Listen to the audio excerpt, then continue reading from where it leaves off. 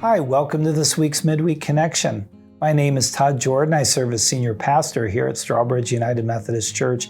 I am delighted that you've joined me. I am looking today at Philippians chapter 1, verse 3, 4, and 5. Paul is writing to the church at Philippi. He loves the Philippian church, and he is saying, I thank my God every time I remember you, constantly praying with joy in every one of my prayers for all of you because of your sharing in the gospel from the first day until now.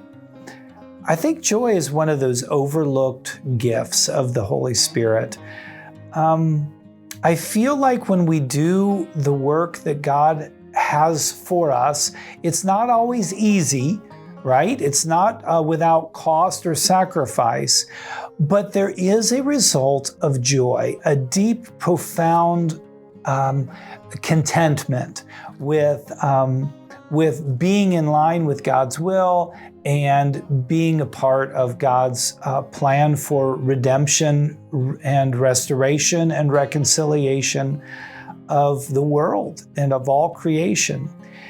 And one of the things, one of the greatest gifts that my dad left with me was this idea of joy and humor.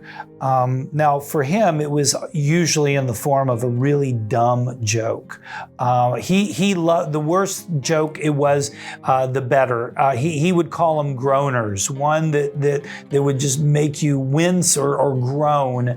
But he always found that however bad or dumb the joke was, whatever mood the listener might be in, it would typically result in a chuckle at least, if not an outright laugh. And for him, the work of the Lord included this humor, the healing power of humor and joy. And what he discovered later in his life when he was undergoing cancer treatment, and he would go in for his treatment, he could tell the nurses there, he'd always have new jokes for them, bad jokes.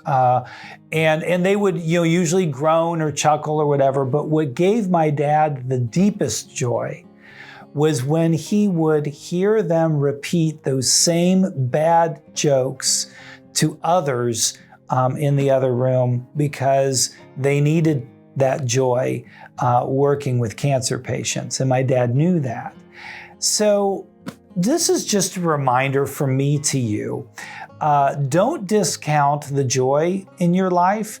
Don't discount the joy that comes with being a part of God's work. And don't discount the opportunities that you have to not only laugh, but to help someone else find their joy and maybe even laugh, even if it is through a really bad, dumb joke. I think you'll be glad you did, and they may not always admit it, but they'll be glad too. May God bless you, and I pray that you keep joy and laughter in your heart.